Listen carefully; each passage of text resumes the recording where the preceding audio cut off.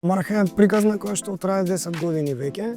Започна како еден крик на студентски отпор, бидејќи припаѓам на една генерација која што во студентските денови даваше отпор за случувањата со центарот на град Скопје, кој што потоа се трансформира во некакво индивидуално делување за конечно 2014 да се помирам со фактот дека како општество не успеваме да делуваме зрело, па се посветив на едукација на подолг крок на пошироката јавност.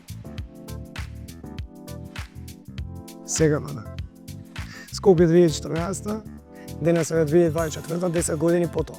Борбата против тој проект создаде атмосфера, да речеме, и ситуација на сцената која што имаше потреба од една ваква страна. Значи простор каде што ќе ги архивираме податоците со цел себе едукација. Бидејќи и самиот проект Скопје 2014 е резултат на, да речеме, недоволно знаење за себе.